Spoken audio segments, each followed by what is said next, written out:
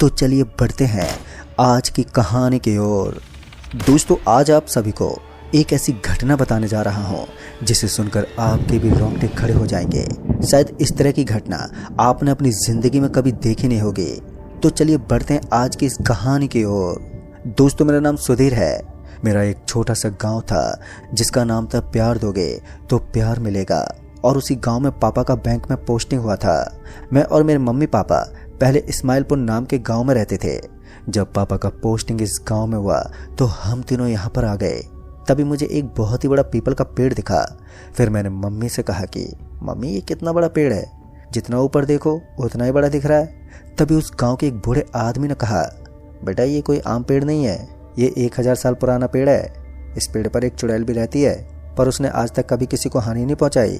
तभी पापा ने उस बूढ़े आदमी से पूछा, बाबा ये सुरेश जी का नया घर किधर है? तभी उस बूढ़े बाबा ने कहा कि वो जो आपको सामने दिख रहा है ना, वही सुरेश जी का घर है। इतना बोल के वो बूढ़ा आदमी वहाँ से चला गया। पर मुझे ये नहीं समझ में आ रहा था कि सच में चुड़ैल होती भी है या फिर नहीं, या फिर ये सब अंधविश्वास की बातें होती हैं। उसके बाद हम उस घर में आ गए जिसमें रहते हुए हमें 1 से 2 हफ्ते बीत गए थे।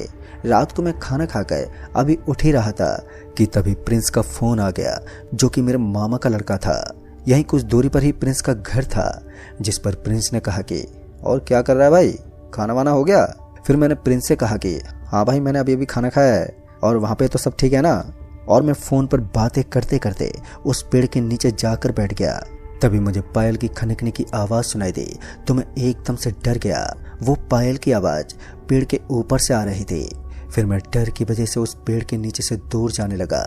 तभी मेरे पीछे से आवाज़ आई, डर गए क्या?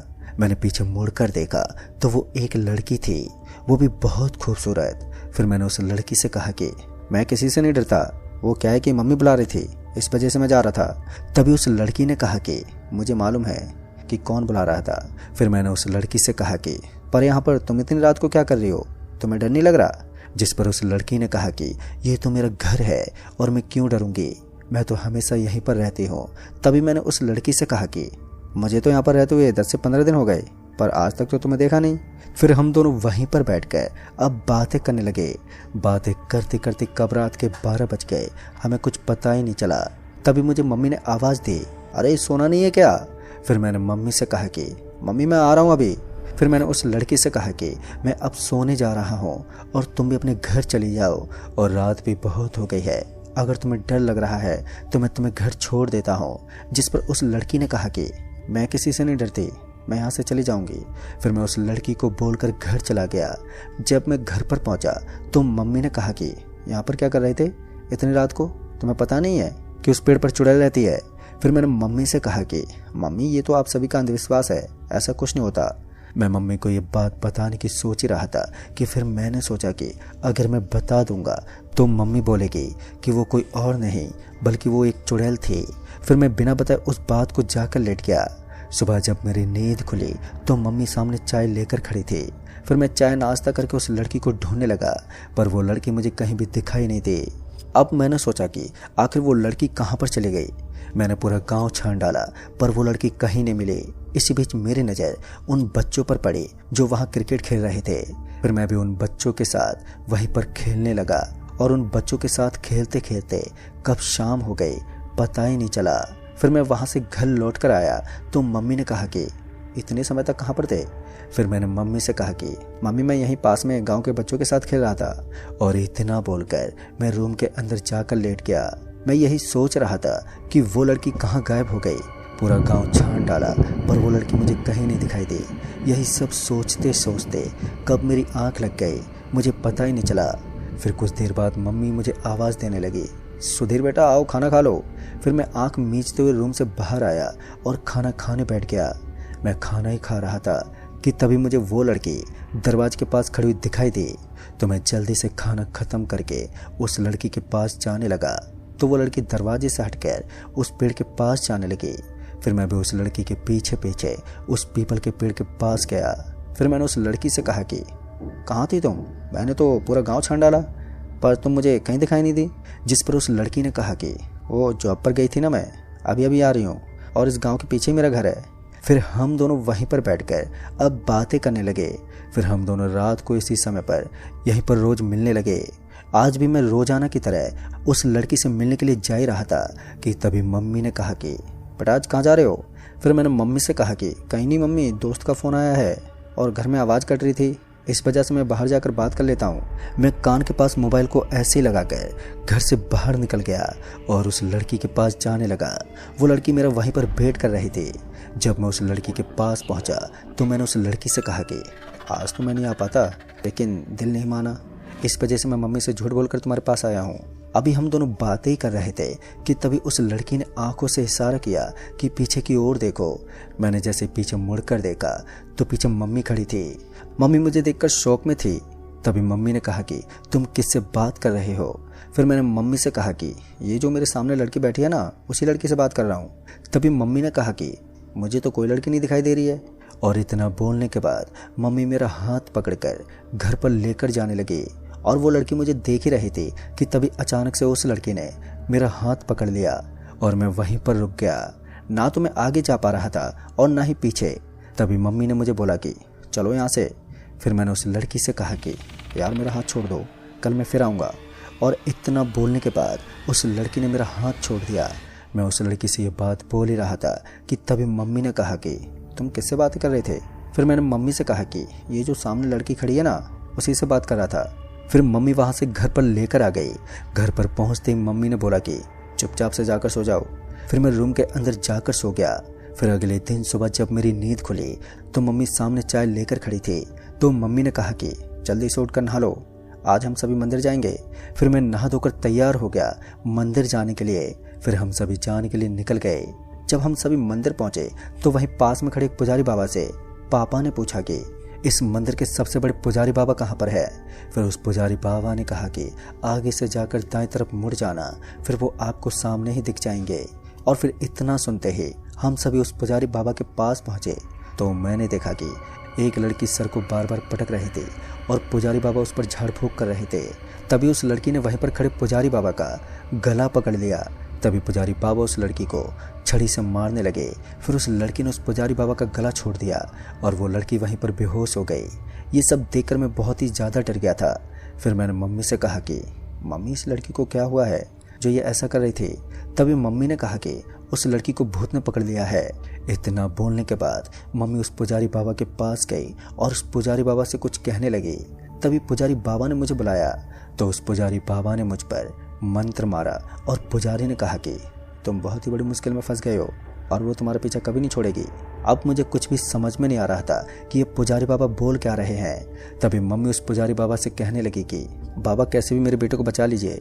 पुजारी बाबा ने कहा कि मैं ये ताबीज़ दे रहा हूँ, इस ताबीज़ को अपने बेटे के हाथ में बांध देना तो वो चुड़ैल तुम्हारे बेटे के पास नहीं आ पाएगी और अपने बेटे को 1 हफ्ते के लिए घर से मत निकलने देना। फिर पापा ने कहा कि ठीक है बाबा, मैं 1 हफ्ते के बाद अपने बेटे को अपने साथ लेकर आऊँगा, तब तो वो चुड़ैल मेरे बेटे को छोड़ देगी ना। जिस पर बाबा ने कहा कि हाँ, पर 1 हफ्ते तक अपने बेटे को उस चुड़ैल से बचाए रखना। और इतना बोलने के बाद पुजारी बाबा ने मम्मी को भभूत दिया, जिस पर बाबा ने कहा कि ये दरवाजे के सामने लगा देना ताकि वो चुड़ैल घर में ना आ पाए। फिर वो भभूत लेकर हम सभी घर पर आ गए और घर पहुंचकर मम्मी ने कहा कि अब तुम यहाँ से 1 हफ्ते के बाद ही घर से बाहर निकलोगे। फिर मैंने मम्मी से कहा कि मम्मी ऐसा क्यों। तभी मम्मी ने कहा कि बस ऐसे ही, तुम 1 हफ्ते तक बाहर नहीं जाओगे। बस इतना बोलकर मम्मी पापा के लिए चाय बनाने लगी। फिर मैं रूम के अंदर जाकर सो गया। जब मेरी नींद खुली तो रात के 11 बज रहे थे। फिर मैं उठकर रूम से बाहर आया तो मम्मी खाना बना रही थी। फिर मैं आंख मीचते हुए वहीं दरवाजे के सामने कुर्सी पर बैठ गया। तभी वो लड़की घर की तरफ आती हुई दिखाई दी और मैं वहीं पर बैठकर देख रहा था। जैसे वो लड़की दरवाजे के अंदर आने की कोशिश करती तो दरवाजे के सामने से आग निकलने लगती और वो लड़की एकदम से पीछे हट जाती। वो लड़की बार बार मेरे पास आने की कोशिश करती पर वो आग की वजह से वो आ नहीं पाती और ये देखकर मैं एकदम से डर गया कि ये आग कहाँ से आ गई। फिर मैंने देखा कि मम्मी पापा से रूम के अंदर बातें कर रहे थे। फिर मैं चुपके से बाहर जाने लगा और मैं जब बाहर जा रहा था तो इस बार कोई आग नहीं जली। वो लड़की मुझे आता देखकर वो उस पीपल के पेड़ के पास जाने लगी। जब मैं उस लड़की के पास गया तो वो लड़की बोलने लगी, मुझसे दूर हो जाओ, पास मत आना मेरे। फिर मैंने उस लड़की से कहा कि ऐसा क्यों बोल रही हो। इतना बोलने के बाद मैंने उस लड़की के हाथ को पकड़ लिया और जैसे मैंने उस लड़की के हाथ को पकड़ा तो मैंने कुछ ऐसा देखा जिसे देखकर मेरे रोंगटे खड़े हो गए और मेरे दिल की धड़कनें तेज हो गईं। तभी मैंने देखा कि वो लड़की एक भयानक चुड़ैल के रूप में बदल गई है और वहां से गायब हो गई। तभी मैं घर के लिए पीछे मुड़ा ही था कि वैसे ही वो चुड़ैल मेरे सामने हवा में उड़ती हुई आई। फिर मैं वहीं पर रुक गया और मैं डर से कांपने लगा। तभी उस चुड़ैल ने कहा कि इतने सालों से इसी दिन का इंतजार कर रही थी, और ये बोलकर वो चुड़ैल मेरा गला पकड़ने की कोशिश करने लगी, पर वो चुड़ैल मेरा गला पकड़ ही नहीं पा रही थी। वो जैसे मुझे छूने की कोशिश करती तो उसे एक झटका लग जाता। फिर मैं वहां से भागते हुए घर की तरफ जाने लगा और अब वो चुड़ैल भी मेरे पीछे पीछे आने लगी। मैं घर के अंदर पहुंचते ही जोर से चिल्लाते हुए मम्मी को बुलाने लगा। फिर वो चुड़ैल भी घर के अंदर आने की कोशिश करने लगी, पर वो चुड़ैल घर के अंदर नहीं आ पाई। फिर मम्मी पापा रूम से बाहर आए तो मैंने मम्मी से कहा कि मम्मी मुझे इस चुड़ैल से बचाओ। मम्मी ने जब उस चुड़ैल को देखा तो मम्मी वहीं पर बेहोश हो गई। तभी पापा ने मम्मी को किसी तरह संभाला। तभी कुछ देर के बाद मम्मी भी होश में आ गई। इसी बीच वो चुड़ैल भी वहां से गायब हो चुकी थी। तभी मम्मी ने पापा से कहा कि पुजारी बाबा के पास फोन करो। फिर पापा ने फोन किया और फोन पर पापा ने पुजारी बाबा को सारी बात बताई। तो पुजारी बाबा ने कहा कि तुम रुको, मैं अभी आ रहा हूँ। और इतना बोलकर पुजारी बाबा ने फोन को काट दिया। तभी बहुत तेजी से आंधी चलने लगी और मम्मी ने दरवाजे पर जो भभूत लगाई थी वो आंधी की वजह से वहां से उड़ गई। और इसी बीच वो चुड़ैल अब घर के अंदर प्रवेश करने लगी। तभी मम्मी ने कहा कि जब तक ये ताबीज़ तुम्हारे हाथ में है ये तुम्हारा कुछ भी नहीं कर पाएगी। फिर हम सभी एक रूम के अंदर जाकर छुप गए। तभी वो चुड़ैल दरवाजे के पास आई तो वो दरवाज़ा झटके से खुल गया और तभी वो चुड़ैल मम्मी के अंदर समा गई। मैं मम्मी मम्मी पुकार ही रहा था। तभी टेबल पर रखी एक पेन उस चुड़ैल ने उठाकर पापा के गर्दन में मार दी और पापा वहीं पर तड़प तड़प कर मर गए। और मैं वहीं पर पापा पापा करके रोए जा रहा था। तभी मुझे कार आने की आवाज़ आई तो मैं दौड़ते हुए घर से बाहर जाने लगा। तभी उस चुड़ैल ने कहा कि रुक जाओ, नहीं तो तुम्हारी मम्मी भी मारी जाएगी, और उस ताबीज़ को निकाल कर फेंक दो।